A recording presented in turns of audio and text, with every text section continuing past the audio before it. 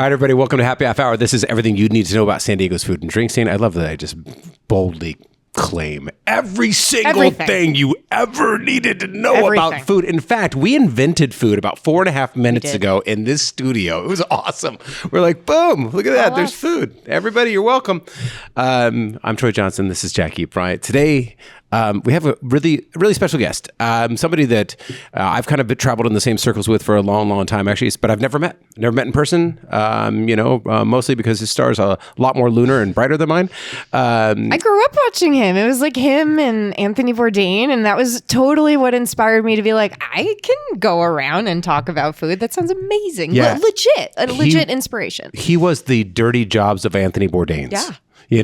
Andrew Zimmern, before Bizarre Foods fame. That's where he got his national start on TV. And what I loved about that show was that it started with it just kind of brought humility to food. It kind of took a pin and pricked it into the balloon of overinflated, overmarketed food, and it had that hook of look, you're going to eat something gross or weird or penis looking. Different or, what happened? Right. In this other country. But then the way he used it was to tell the stories of cultures and to say, like, this is the way that most people eat around the world. He was great at talking to people, and you could tell, like, his guests always really felt comfortable with him, which is why I think his show just popped with people, because you could just tell he was an enthusiast, a lover of all things, like love of the game, like, I'll do anything, I'll try anything, I'll go anywhere. Like, who's not going to love that? Yeah. So he's in San Diego. He's been in San Diego before, but he's in San Diego promoting a new book that he wrote with a sustainability expert. He himself is a sustainability advocate, activist, author, writer, speaker about it. It's called the Blue Food Cookbook, which is all about how to cook sustainable seafood. Buy it at your local fishmonger, buy it in your local can. So it makes sense why he's here. Yeah, why he's here. Exactly. So San Diego being a seafood capital of the country, he obviously made a trip down. I'm sure he went to Tuna Harbor Dockside Market today, maybe, or he has been, or he knows of it. If not, we will talk to him about it. San Diego, seafood capital of the country. That is a bold claim. I agree with you. I would love to make a reel about that and just see the comments on social media. Let's do it. Yeah. We have our social media manager in here. She's like, that came out of my not fact checking part of my brain. No, I love it. I was like, that is a bold claim, and I support it. Yeah. And I think we should roll with it. Just run with it. Yeah, I'm super into it. All right, Jackie wants to get me vilified on social media. That's fun. Jackie has just hung me out to dry and handed kerosene to the public. That's fantastic. Anyways, Andrew Zimmern is here. We're going to talk about his book is all about seafood myths and how we need to kind of rethink seafood. Some of the myths have not been debunked, or they've been debunked but not far enough. And he's going to talk about some of his favorites. But before we do that, Jackie Bryant, the news. Cesarina Group is opening Coralino on Shelter Island next spring. I'm very happy about this because they are one of my favorite restaurant groups, but also and listen, I get it. I get geography, but just so far from where I live. But anyway, the Cesarina Group, which is the family-owned hospitality team behind. Are you saying that Shelter Island is closer to where you live? No, it's not. No, I'm like crying because I'm like, okay, another one in Point Loma. Like, I get it. Point Loma is very nice. I just don't live there. I'm really happy about I know you are. news because that's where I live. I know. And we have another Point Loman in the room too. So I'm definitely outnumbered. So they're the hospitality team behind Cesarina in Point Loma, like that up on Voltaire, Elvira?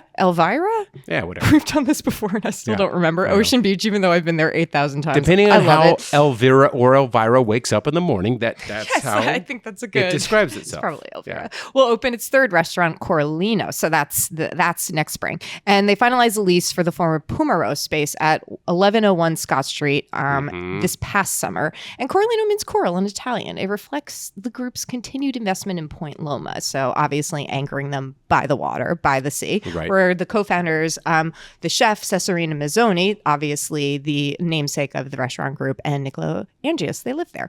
So it's designed by Limes Arcchietti, which is the team that designed Elvira. And if you've been in there, it's just beautiful. It's just like a lush Italian, like patterned fever dream come to life. It's very vivid. It's like a Fellini film. And these guys are known for making the pasta. I've named them my best pasta in San Diego for 3 years in a row in our best restaurants issue. They they make it from scratch. They make it well. They are, both husband and wife. They just had twins. They have dachshunds. They got dachshunds. And then a lifelong friend. They started at the farmer's market, started really, humble. Some of the news going around about this restaurant was that the Cone Restaurant Group is partners in this, and that's just not true. Oh. Yeah. They're saying it as a partnership and making it sound like it's a Cone Restaurant Group. It's like Cali. Cali is David Cone, who owns Cone Restaurant Group, has been investing in restaurants for a long time, like helping chefs launch something better.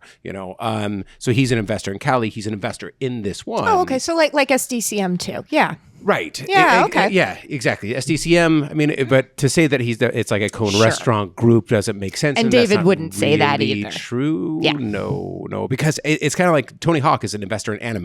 Yeah. He's an investor in Market in Del Mar. Lots but you of don't things have silent investors. They just want to be part of the deal. They don't necessarily need to be the face of it. All right. Yeah. So what's next? So we've got more amazing Italian from one of the other best Italian restaurants in town. Yeah. So this is Dora by Chef Curcio Lotta in La Jolla. So Corey Pastificio. Yeah. And then he was at Solare before that, my favorite San Diego magazine cover, the best of year, the one with the tricolor pasta. Mm-hmm. Do I just remember that? I wasn't even working here then. It's Solare, another great restaurant in San Diego. Curcio, he's the pasta king of San Diego. Yeah. So this is his second sit-down restaurant that he owns, and with his partner, Corinne Goria. And it opens November 20th in the Theater District Drive in La Jolla, right across the street from La Jolla Playhouse. So it's not like downtown La Jolla. It's like up by UCSD. And will you guys go and watch a play at the La Jolla Playhouse? Like, for the love of God. I mean, okay, sorry. Does everybody know that a lot of Broadway plays start here in San Diego? Jersey Boys started in San Diego. Oh my God, Come From Away. I actually saw it here, and then I saw it on Broadway, and then I saw it when it came back here. Just so many Tony Award winning plays. They actually originate here. We have a world-class theater culture here. And now we got a world-class eatery right across. Yeah, like literally. And again, Italian fever dream, like right out of a mid-century Italian theme. That's what it looks like. Okay. The design is done by Bells and Whistles. There's this intricate mosaic. Jolie. They did. Oh my God. They done Starlight. Like everything. Yeah, they're everything. Yeah, they're Lilo. Did I make that? They did. Lilo. Sorry, Lilo. I keep thinking of Lindsay Lohan. Elvira. Who knows, man? They do. Bells and Whistles is everywhere. Yeah. And so, oh my God, this floor, they just have this beautiful archway mosaic, like teal. It's awesome. It's insane. So it's going to be amazing. It's going to celebrate Lotta's Sicilian roots. So house-made pastas, bucatini pomodoro, cavatelli with mussels nuja, grilled meatballs wrapped in citrus leaves. I've never had that before. That sounds insane. I could see that. I could totally see it. I'm very, very stoked. Oh, and there's a lot more going on. The general manager, Steve Schwab, you may know him. He was at Addison in the Trust Restaurant Group. And then he was at Marisi briefly. Oh, and Marisi too. Yeah. And they offer a pre-theater 3-course menu paired with the current La Jolla Playhouse shows. So you can go to that show, and they've got literally the hookup at Dora. Starting November 20th. This is it. This is how you get people to pay attention to the theatrical arts, as you give them damn good ravioli dinner and a show. Fresh it's pasta. An urban tradition. Next time we you are a subscribe city. to San Diego Magazine, I'm gonna cook you a meal. That's it. I mean, I don't know if that's a good thing or not. I'll get a Curcio to cook you a meal. Free food for people who... He would do it. I hate to put him on the spot, but he might do it. He's a nice guy. Making this all up as we go. Okay, what's next? Big Jim's roast beef. Big Jim's roast beef. This guy had been tagging me. I am such Big Jim. I apologize. I hereby apologize. I don't know him, but I know he rules. I have a child. I have a media company, and there's a lot of things. It's a big city. I'm only one guy. But he had been tagging me in his sandwich pop-up for decades. I felt like for the last year and a half, and he was really relentless. And every time I saw it, I was like, God, I got to go try Big Jim's. Finally opened up. People love it. I love it. Yeah. I went to college in Connecticut. I spent a lot of time in Boston. I have a lot of love for this particular Northeastern sandwich, opening in Pacific Beach at 4508 Casti Street, Suite B. So his whole thing, Big Jim's, his big piled high slathered sandwiches. It's the signature super beef stacked with James River barbecue sauce, mayo, and white American cheese on a buttered onion bun. And this is like a very, beef wick sandwich, which is very common to the North Shore of Boston. So not everywhere in Boston, just the North Shore. Towns like Marblehead and Winchester and stuff like that. Those are all just Boston words to me. Yeah, I know. So if you know Boston, you know the North Shore. That's where this comes from. I get the Boston. I got the Cliff Notes of New England, I know it very well for a New Yorker. Like, actually, not many New Yorkers would have like this You're level. not even supposed to go into Boston. I know. I went to college in New England, so I defected. So, but this is, listen, it's a piled high roast beef sandwich. Yeah. Who's going to be mad about it? Yeah, it's a pile. It's enormous. It's like a baby head size. Yeah, it's the Surgeon General and his little warning, but a delicious one. And then just two more little things. Okay. Crack Taco Shop expands. The third location opened in Encinitas, and the fourth will open at... Sorry, I just shorted out for a second. This fourth will open at 1009 Orange Avenue in Coronado. I was going to say Coronado, once again. Everything is actually opening there. It's actually hot. They got the coast cornered. And Just Peachy Market in Encinitas. The owner, Norberto Ambrosio, he's facing an immigration hearing November 25th. And the community is urged to show support by shopping at the market, sending letters to the court, or sharing messages of solidarity. Yeah. Yeah, this is, I don't actually know all of the news surrounding that story itself and how, it got snagged up in the immigration process, but I do know that this is a local, obviously it's affecting a lot of our locals in San Diego, the ice raids and everything else. And this is one of, the immigration pratfalls that have happened because of, recent activity. And it's really affecting a local guy that is as well loved, a local family that's well loved. So at least look into it, pay attention. I don't care which side you fall on, take a look and support people if you fall on that side. That's the most down the middle I could ever go. I'm not going to go down the middle. Do it anyway. Support him. Anyways. All right. So that's the news. Just Peachy. You can go on to San Diego Magazine.com, sdmag.com, and find the food news. Beth Demon keeps a great column running there. She updates all of this stuff, and we basically cherry pick and steal from her glorious hard-earned work, and we put it into audio form every single week. We do add our own little things, too. We have our own little flair. Little flares. A couple original pieces in here. Next, when we come back, or in a second, or however the hell this thing is edited, Andrew Zimmern of Bizarre Foods fame, which he's done so many things since then. He's really become one of my favorite people that I've watched evolve and kind of grew up with in the food scene. He was big right when I started writing about food. Yeah, and he, I think, has just always had the right approach to things. He is a very morally, ethically guided guy, and and he's always been upfront, I think, about the right things. So I'm a big Andrew Zimmern fan. Yeah. I'm really excited. I'm going to try not to fangirl. All right, he's coming on right now. Okay, so here's how this is going to go, Andrew. I'm going to do kind of run through your bio. I'm going to just fuck it up in all the different ways, and then you're going to correct me and tell me how badly I messed it up. Sure. Okay, sounds good. It's a good conversation device. Except for you're not going to actually do a real bio of this man. I mean, 4-time James Beard Award winner, Emmy winner. We talked about this in the beginning of the show. I started writing about food 17 years ago, coming out of writing about music, and I didn't know if I wanted to write about food. In fact, I hated the idea of writing about food. I thought I was going to be microgreens and tweezers and people in soft who would want to do that? Right. Yeah, of course. Turns out it's an okay Yeah, thing not bad. do. Yeah. And I remember I was looking for people that I resonated with in the scene, and looking for people that were telling stories that I resonated with. Anthony Bourdain, obviously, being one, and you on Bizarre Foods being the other. And the reason why I thought that it was such a good show was that it used the ooh gross to get people in, and then it showed you actual cultures, and it showed you the way that most people eat around the world. And most of us are not eating, burgers with truffle fries, across the world. We're eating whatever is at hand. And it doesn't always look like the traditional stereotype of what you think you want to eat for the day. Mm-hmm. So in doing that, you kind of encourage people to eat a little bit more sustainably, which kind of leads into the book, because you encourage people to eat different things, eat the rainbow, right? It's more a matter of eating. I mean, you're not wrong. Yeah. Right? I mean, eating the rainbow is a great way to put it. It's about understanding that food means different things to different people in different places. Yep. And that can even be, we're recording this in an office building where, a couple thousand people all are here 9 to 5, and they go home and they all have a different eating life. And that includes people who don't have a food life, who are struggling to put food on their table, or don't know where their next meal or meals are necessarily coming from. Yep. And being aware that food means different things to being people, I think, is the biggest wake-up call that most people haven't really had yet. Yep. Exactly. I mean, when you start writing about food, you start exploring food, and obviously you're a very accomplished chef. You get fascinated with the high end, right? You get fascinated with what you can do, the outer realms of it all, the abouis, the farans, whatever it may be.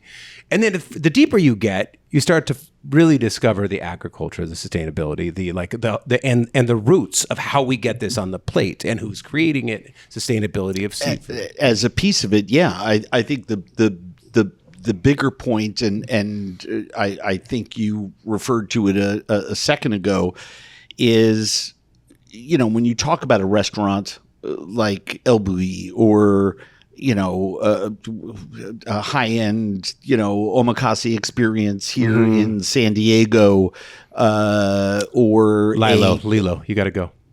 Really? Yeah, it's fantastic. Eric Bost, he opened up Auburn. He worked with Robichon for a long time. All right, good to know. But relatively small population of people can eat that way. Absolutely. Yep. Now, at the same time, it comes with a lot of window dressing. So you can go to other places in the world where raw fish or fish is just coming out of the water, and you can be eating it with your fingers sitting in the sand. Yep. The way I did on the Skeleton Coast in Namibia, you know, 1,000 miles from anything resembling what in the West we call a restaurant.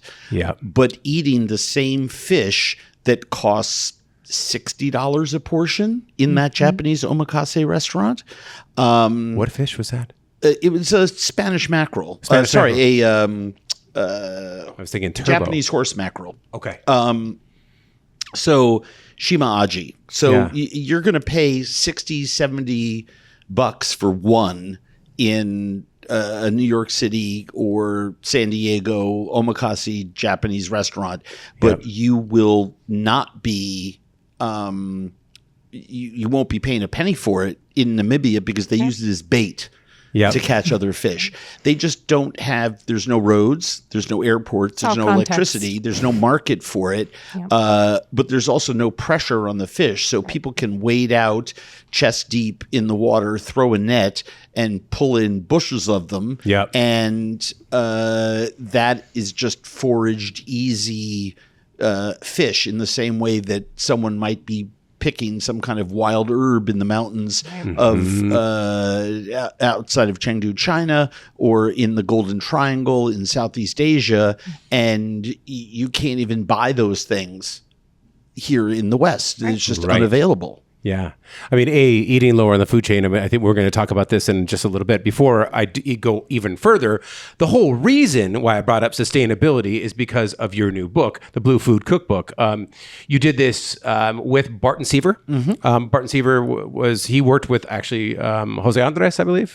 At one point in his career. At one point in his career, had his own restaurants that were really chief. One in Georgetown, I believe it was called Hook. Was it Hook? You know, and became a champion of sustainability. And I think as every single chef, as they develop in their career and they start to see the effects on farmers, growers, fishermen, everything, you get to know everybody along the food chain, right? So you get deeply, deeply ingrained in this. A lot of places do, right? That's right. And that's really kind of what happened to you. So the Blue Food Cookbook came out 2 weeks ago, and it is basically a sustainable seafood Bible, 145 recipes. You've got things on bivalves. You got meaty, dense fish is one of the titles. Yeah. You know, a great recipe book from your travels and your experiences as a chef and a traveler and an eater, but also kind of a manifesto and a political activism of like how to eat the best you possibly can in an unsustainable world. Yeah, there's a waterfall of decision making when you set out to do a book about fish. Right. So, okay, we're going to write a cookbook. Great. The topic is going to be blue food. Great. We define that. It's a UN term that we're trying to make part of popular culture so that people can understand that those foods lie in contrast to what the green food system, land-based agriculture, is, right? Certified comparatively. And marketed. So there's green foods and blue foods. Food falls into those two categories. All of it. And then you start to realize that you're going to have to come up against once you create the recipes and once you create the educational piece around the fish and you start to teach people to shop the dish, not the fish, hence the way we set up the chapters, right? If they don't have clams, but they have mussels, great. Do the Swap same thing. They don't have swordfish, but they have cobia. Okay, you can treat it the same way. They don't have cod. Okay, you can use, monkfish or hake or dogfish, right? So then we get to that place. And then you get to the place that I think we did our most expert job with, which is getting people to understand that the questions that they ask about fish and shellfish and blue foods in general is not, is it fresh or is it frozen? The inference being that one is better, one is worse. It's not, is it farmed or is it wild? Is one worse or is one better? It's not. The question is it responsibly sourced? And is it well handled on its way to you? Right. It was fascinating. I was at one point this afternoon, something popped up on my Instagram feed where someone was butchering a 300-pound tuna. I've watched this process in a dozen countries.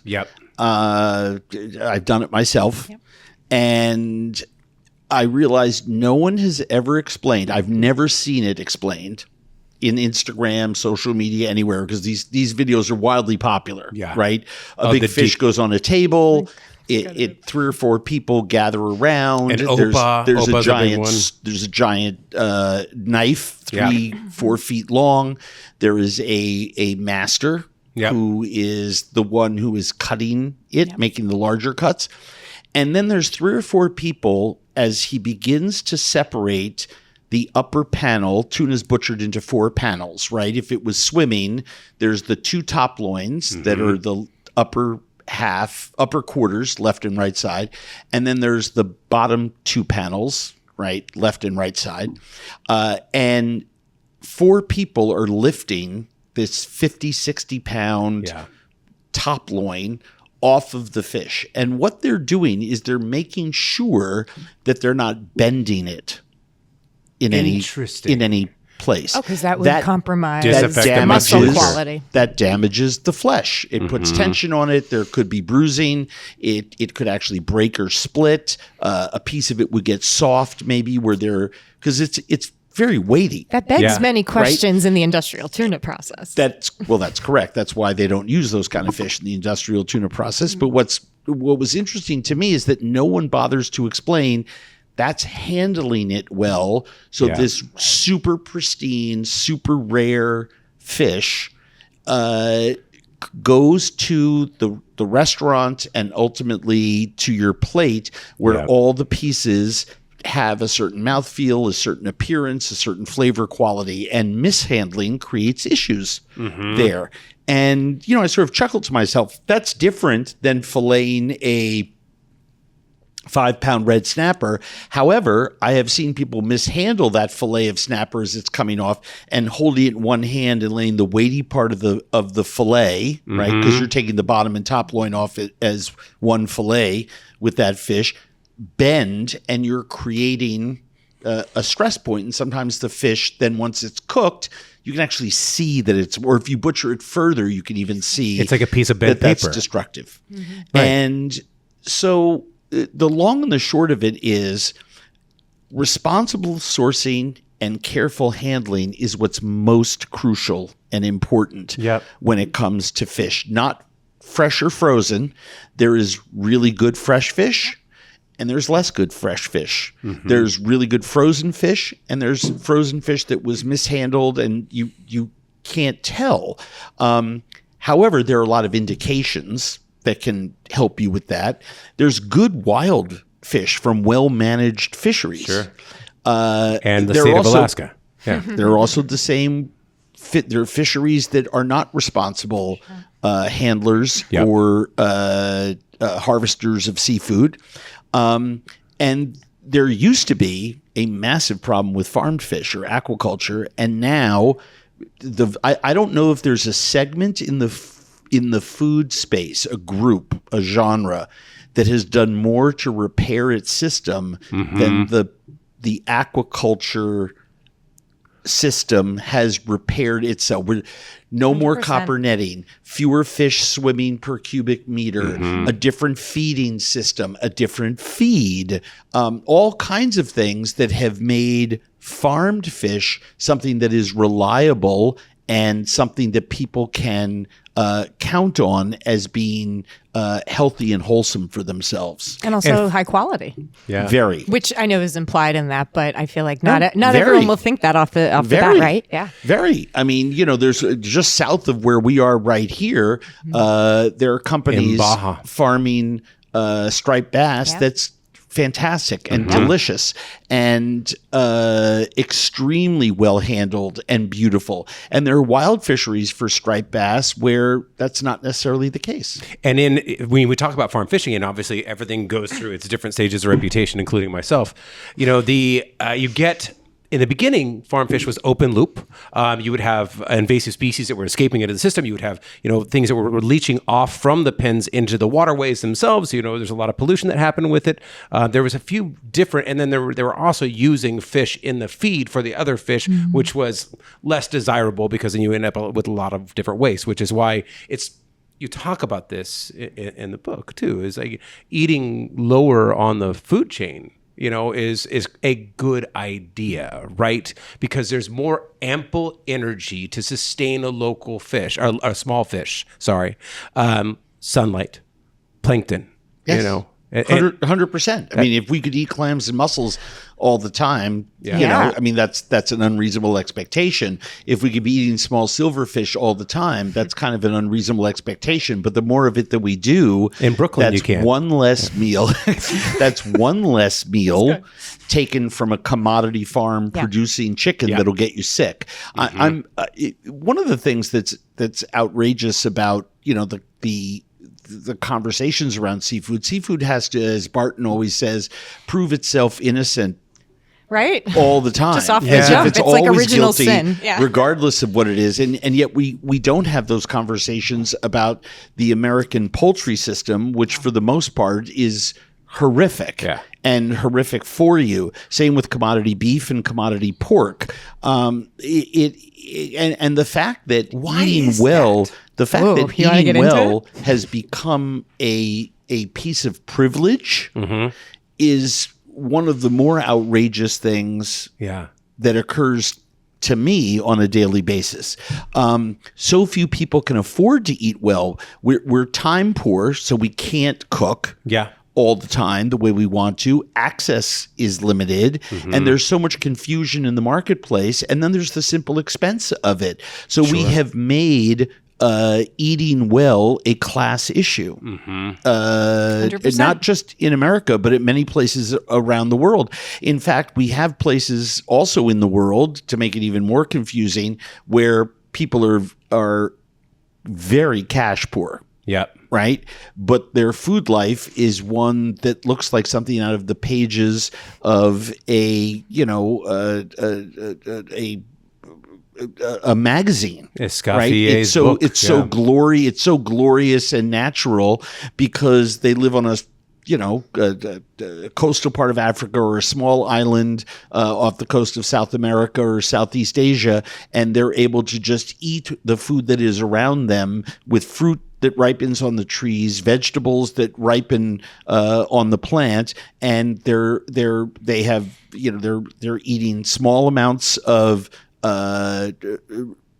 chicken and other animals that they're raising themselves, and they're eating low on the food chain in terms of fish. Artisanal fishermen, right, who just go a mile out and pull a net in, and they're full. The net's teeming with those small little fish that we're always talking about what we should be eating the most of. and it is a very clean system. They're very cash poor. But they're time rich. Some of the best foods in the world that is correct. Come from time That is rich. correct, because they have a different sense of time. Duck confit, birria, anything long, like you take chivo, the Spanish goats that were brought over during the colony times, and Mexicans, they were invading Mexican species, and they took that Spanish pest and roasted underground for a very long time, and they created one of the world's greatest delicacies. Time-rich people have historically created the best food. Yes, well, we all were time-rich.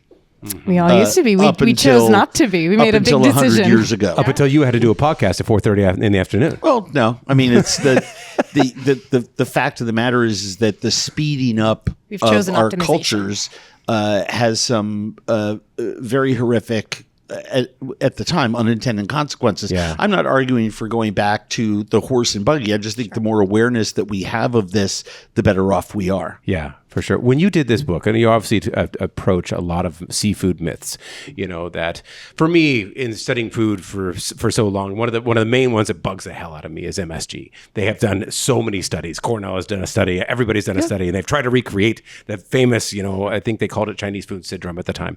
It was, and they've said we cannot find anything that affects people negatively in terms of health with this. Yes, MSG is fine. MSG is fine. With seafood, what was the one that really stuck with you in studying this? I mean, you've been studying this for years, and this is a culmination of that. But I mean, especially in this book, which one did you go like, I can't believe we still think that, or that is crushing, or this one's really memorable? I think that probably the biggest one, and it's hard to choose because the frozen fish piece. It's a big one. We look with chicken. Nobody goes into the supermarket and says, "Where's the wild chicken?" Right. Your biggest issue with chicken is good chicken or bad chicken, and then white or dark. Yeah. There are Always thousands. Dark. I mean, actually, hundreds of thousands of edible things in our oceans. Yeah. Right. So the very, very large. Buffet to choose from with incredible flavors and textures and diverse ways in which we can cook them. But to a certain degree, some people have come to realize that there is a good way to freeze fish. Yeah.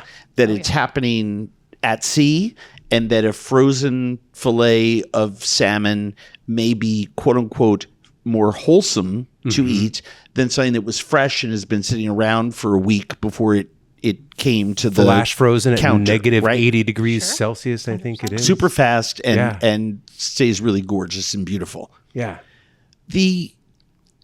I think it's probably still around aquaculture.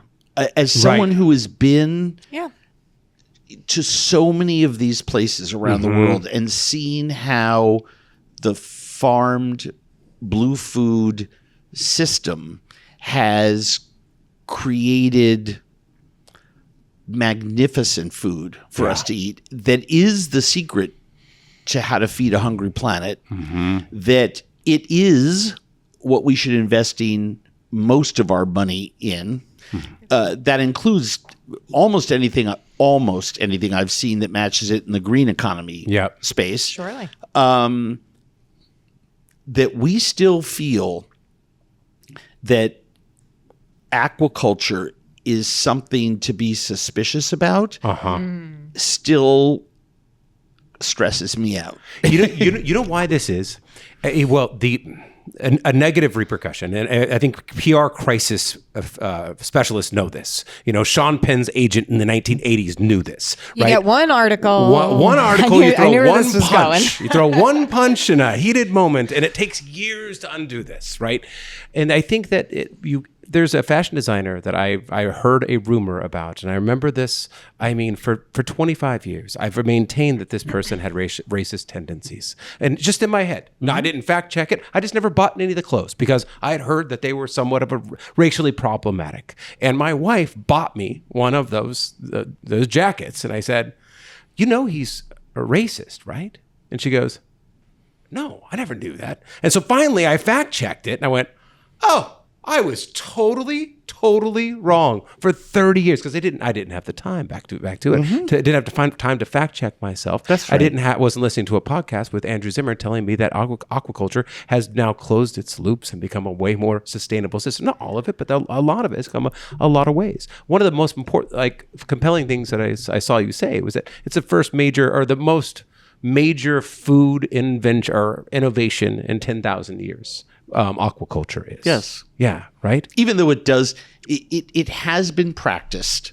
Yeah. In for Hawaii, thousands of years. Exactly. In right. Southeast Asia, in Vietnam. And we profiled this in Hope in the Water, PBS series that my production company Intuitive Content made.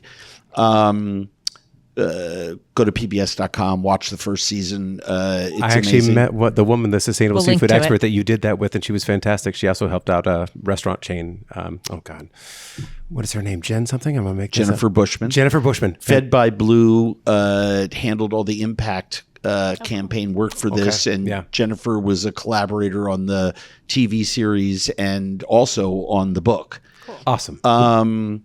And it's amazing to me that people still think we're dealing with 1970s technology. Yeah. The amount of progress that's been made in the last 10, 12 years, let alone 55, is stunning when it comes to aquaculture systems globally. Yeah. And the awareness that the industry has on, innovate or perish. They chose innovate. Yep. They chose find the solutions because they realized the whole thing was going to go away. And yet we still tolerate a defective system when it comes to how we grow a lot of our vegetables and fruits for human consumption. We still put up with the ways in which we tolerate how we raise pigs and chickens and cows in this country. CAFOs and everything else. And that to me is way more problematic. It kind of reminds me of those foie gras bans. I know California was a state that at one point had a foie gras ban. And I remember talking to some congressional leaders about this issue pre-COVID. I think when New York enacted a ban, and I was up on Capitol Hill in D.C. Talking about the Electrify Africa campaign, and I brought up the stupidity of the foie gras legislation, and someone's legislative assistant said, "What do you mean?" And I said, "Well, we're arguing about the gavage of geese and ducks, the force feeding of them." But the fact of the matter is that forgetting about whether it's morally right or morally wrong, this is a food that we're only making, tens of thousands of pounds of a year. Sure. That only 0.00031% of the population ever see or eat.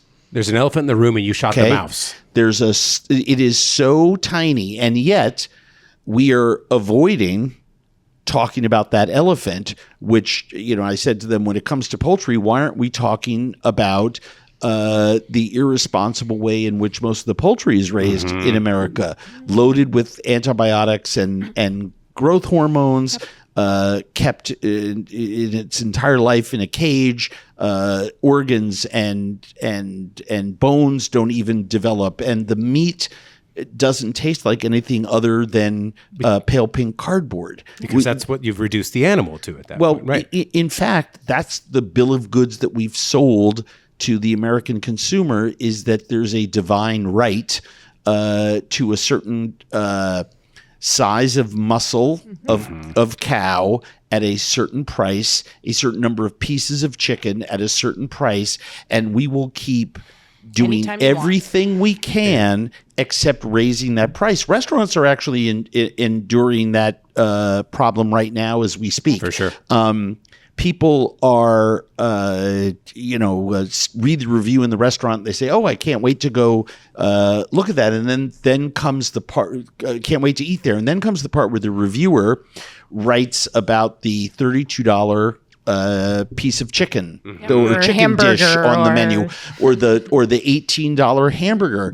And what goes into putting that hamburger on the plate? I mean, look, commodity ground beef right now in a supermarket is $9 a pound. Yep. Generally, a little more for like 90-10. If you want, truly good hamburger meat, and your supermarket even supplies it, you're talking $14-15 a pound.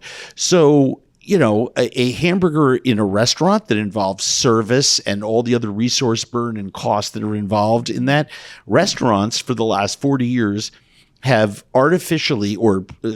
purposely kept prices low while they keep seeing their profits shrinking and shrinking and shrinking, so that restaurants become unsustainable businesses because of fear of making the right choice, which is charging what it costs to put the food on the plate and letting the consumers come there. And the bar was the buoy. Now, this is going to mean, in moving forward, that some restaurants are open 4 nights a week. Others are open breakfast and lunch. We're seeing that already, right? We are certainly here. 100%. Yeah. Smaller menus, specialist restaurants like the Japanese system. Pop-up restaurants. On and on and on. Yep. Yeah. It's a fascinating, just in terms of the cost, good food isn't cheap and cheap food isn't good, right? You go back to Nixon. Nixon said to all American farmers, go get big or get out. And what we had to end up doing was using commercial fertilizer. It was just NPK, nitrogen, phosphorus, and potassium. And it created dead zones in the Gulf of Alaska, larger than any dead zone in the United States or in the world. In order to produce that amount cheap, you end up with CAFOs, you end up with contained animal feeding operations, and then that's when you start getting really just human welfare problems, and then problems with the meat itself. And so in the seafood world, you're right. We haven't talked about it quite nearly as much. And there's obviously been some problems, with the seafood industry itself in terms of human rights and, whether or not it's regulated. The United States now is one of the most highly regulated industries in the world. Maybe some places in South America, not so much, not to write off an entire continent, but there's been a few specific countries that have had problems down there. Going back to frozen, I want to bring this a little bit back. Frozen food, and frozen seafood, almost 90%, one of the big myths for me, sushi in the United States is all frozen. Yeah. A lot of it is. Where do you think the Vegas sushi comes from at some of the most expensive restaurants in the world? It's got to be high quality. They're not catching it in Vegas, right? Well, and so the freezing has to be good. You legally have to. If you don't have to, there's restaurants that are not. But per the USDA laws, unless they've changed the last time I looked into it, you have to actually freeze fish before you serve it. A lot of it. You don't have to freeze all of it. Okay, got it. It really varies on. There are whole systems, and one of our problems, without getting too wonky on this, is regulations, right, from country to country, state to state. Yeah, sometimes municipality to municipality are different, right? Based on who's. We're seeing that a lot. A lot of that right now is a lot of states are enacting lots of laws that are different than our federal mandates. Right. And we're on the border here, so we also have to deal with Mexican fishery laws, and it's a hodgepodge. But the fact of the matter is your general point that a lot of what we eat, even in the best sushi restaurants in America, is fish that at one point was frozen. Yep. Yeah, exactly. 99.999% of shrimp have been frozen. That is 100% correct. Yeah, right. And a great example of it. They go to great lengths to transport certain types of species of shrimp fresh around the world, which is why certain things have an extraordinary price in certain restaurants because they've never been frozen. But the fact of the matter is that there's certain foods that freeze exquisitely, and once defrosted properly and dried, have, depending on how they were packed during freezing, how much air is in it. When it comes out of that cryovac, sometimes there's some wetness. sometimes just 5-6 hours on a plate in your fridge will evaporate any extra wetness. So you get a really nice sear on that piece of beef or chicken. Is all that it takes, but it was at some point previously frozen. Yeah. We don't hold chicken or beef industry to any kind of extra standards because something was frozen. And in fact, freezing, because it's a form of preservation, allows value to be passed on to the customer. Yep. So frozen fish, one of the big myths about fish is that it all has to be expensive. I can't afford to eat fish. Even though it's the single best choice for you physically, for your family, for your community, for our planet. Yep. There is no center of the plate protein that has as many benefits as seafood does. And people say, well, it has to be expensive. I was just at an H-E-B supermarket in Texas, and I want to underscore the word supermarket. Oh, yeah. Okay. We saw at one of their smaller stores, we saw, this does not include, shellfish, bivalves, cephalopods, just finfish. Yeah. We counted 55 different species in the case. Okay, so trout was whole. Trout was also filleted. Snapper, monkfish, all that. Right. I think we stopped counting at 12 the number of offerings that were less than $12 a pound. Yeah. And there were 8 or 9 that were under $10 a pound. Got it. Now, it looked beautiful. Yeah.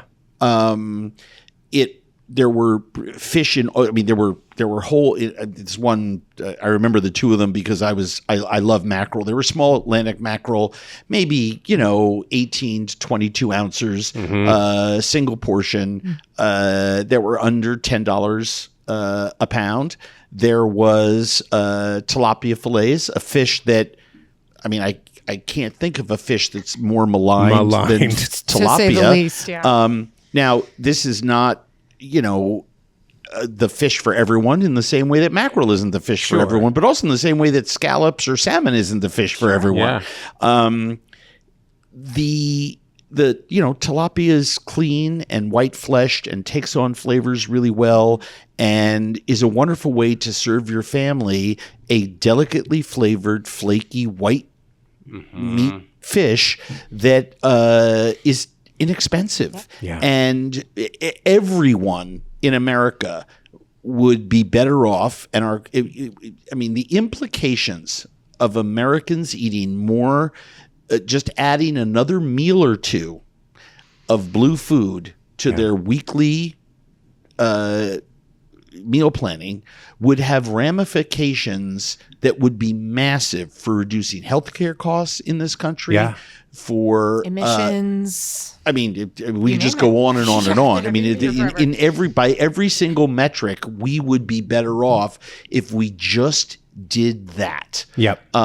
Which is why seafood is that great center of the plate protein for everybody. Going back to something that you said about lower on the food chain, there's so little energy used up by doing so. Yep. It has staggering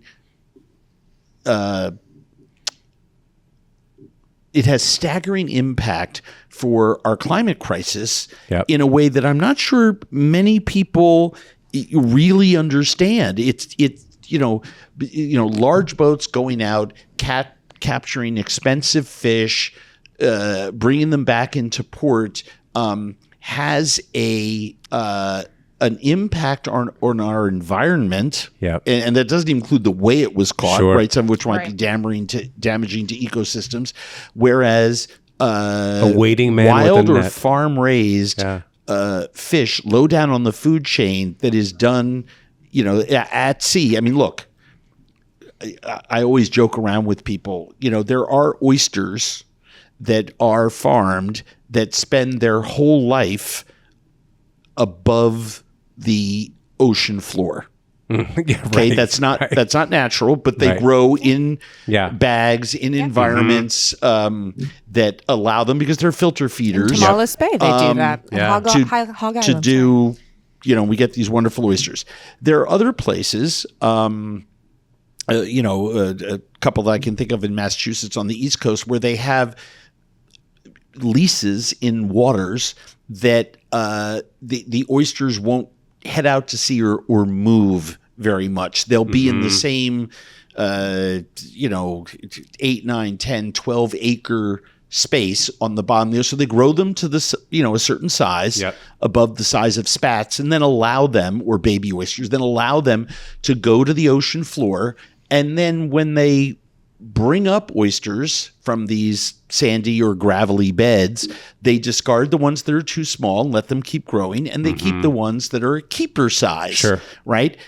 It's more like oyster ranching. Than farming, exactly. Right? Because the oysters are allowed to quote unquote roam free. They just don't roam very far. Or they very rock fast. back and forth according to the tide and sit there on the ocean floor. And they clean so much water. Is it 1 gallon, 2 gallons per one oyster a day? It's a little bit. I think it's a little bit more than that. But just to give you an idea of how far we've come, South America and Chile, for example, has a lot of responsible salmon farming going on now. Yeah.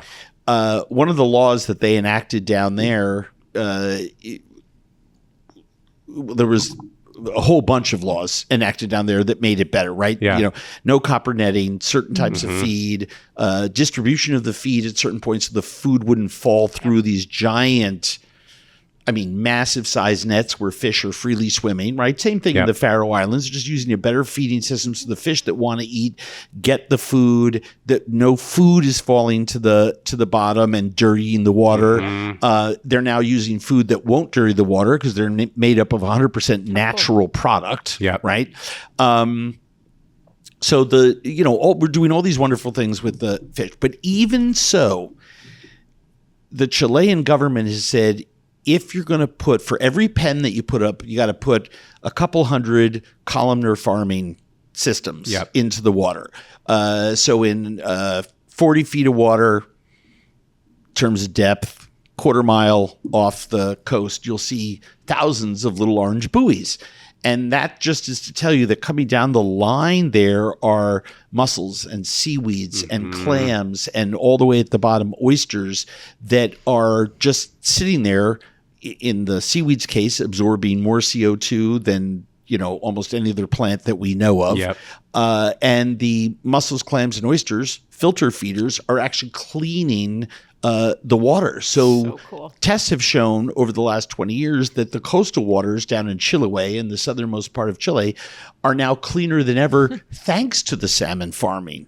They're the HVAC system. That's a headline. The HVAC system of the ocean. Right. That's exactly right. So it's really changing perceptions and maybe challenging the idea that good food has to be expensive. There are other ways. Obviously, at this point in time, things have to cost what they cost with the supply chains, the economy that we have. But we can start to imagine another world where that isn't the maximum. We should be eating less animal proteins than we are. The center of the plate protein when it's seafood doesn't have to be a 16-ounce piece of swordfish. No, it could be a center of the plate protein, which is just something you pull out of the dirt.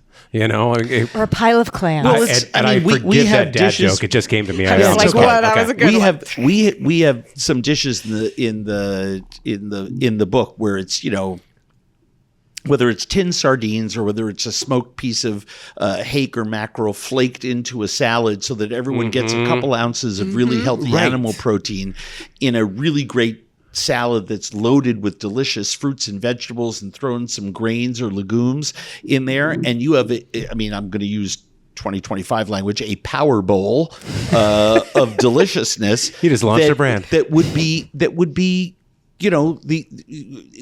anyone would be envious to see that on someone else's table. And I think we have to restructure the way that we are living as human beings on planet Earth. What it really comes down to for me is that this conversation isn't just about seafood, this larger one that we've gotten into. This is about realizing that this world has limited resources. We're burning through them. We're adding billions of people to our population over the course of the next 2 decades, that if we want to solve existential issues, we have to change a lot of our behaviors, and some of that is at the dining room table. I want to ask you a couple of things. And Yep. I love the conversation. Yep. It's been elucidating. Yep. What is simple, easy, light? What's your favorite damn recipe in that book? What's one that you've carried with you for generations? What's one that or a brand new one that you're like, oh man? Well, many people find it's a cookbook. Yeah. We want people to enjoy it. We want people to cook out of it. Yeah, right. A legitimate issue for people is, how do I cook that? Right. I don't have the confidence. I don't feel I have the competence to cook seafood well. We deliver that in this book. There you go. If you want to eat more seafood, we will show you how, and do it deliciously and simply without a lot of fancy equipment or anything else. Everybody loves to hard sear something. That dries fish out. It's like throw the heat, lower the heat. Yeah. Just let it go. You like crispy skin on your salmon? Great. Cook it on one side. Yeah. And just let it go for 10, 12 minutes. That skin will be crispy. It'll have a blush of pink on the other side. You turn it over onto a warm plate. Just perfect, delicious, right? So going low and slow with seafood is a great solution for people.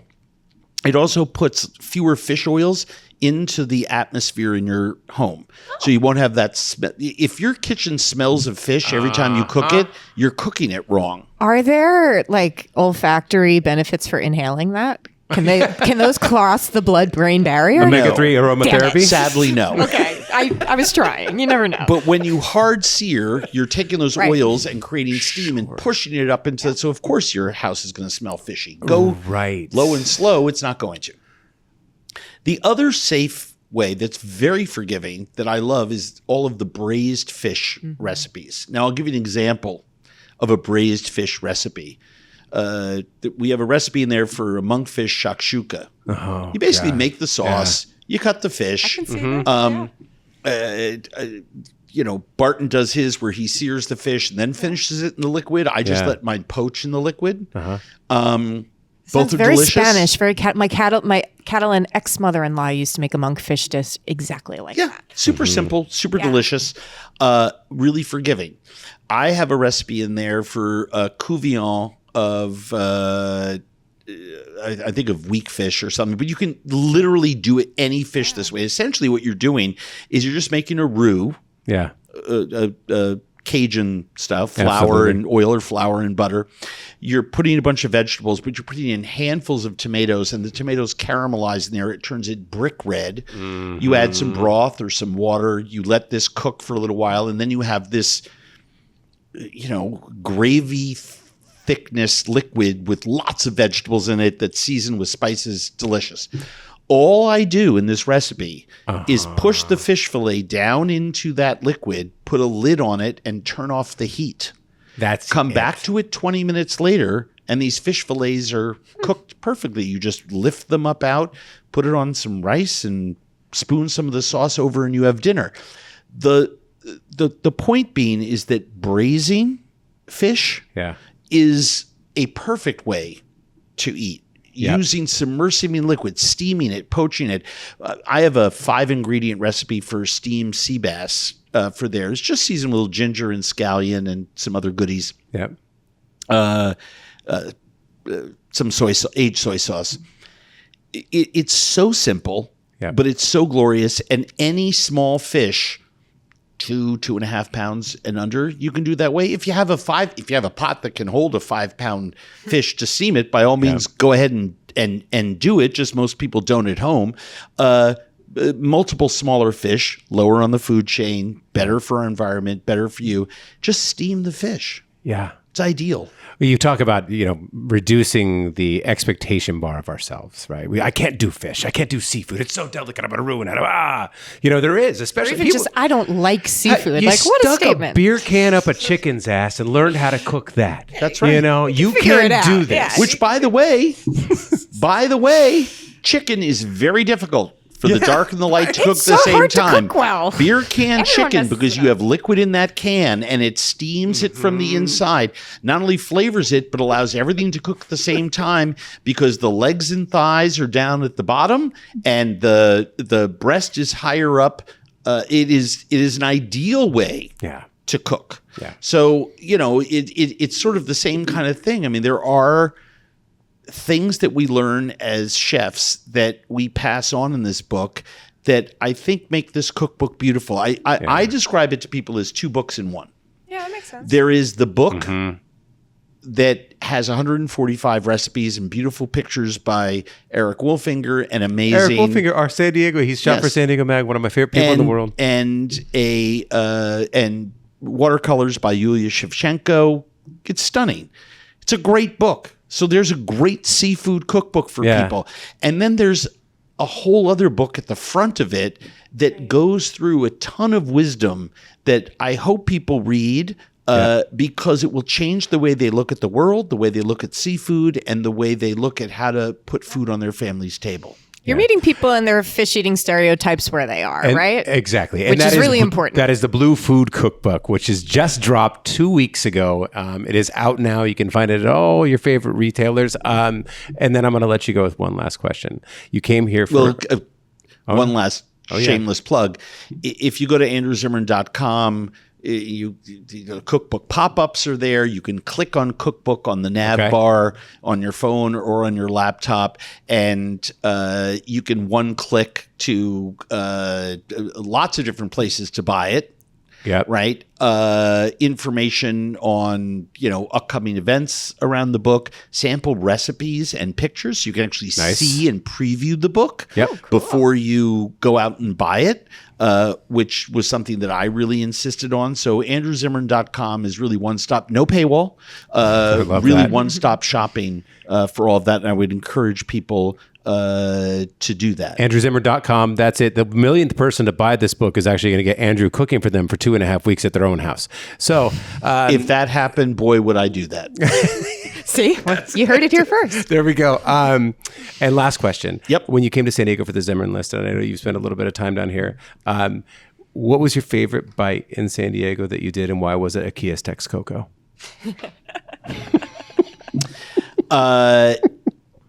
Or just, you're allowed to tell him no. You can favorite. totally say give me a dish that you really loved in your visit down here. Here are some places that I go to eat when I'm here. Okay.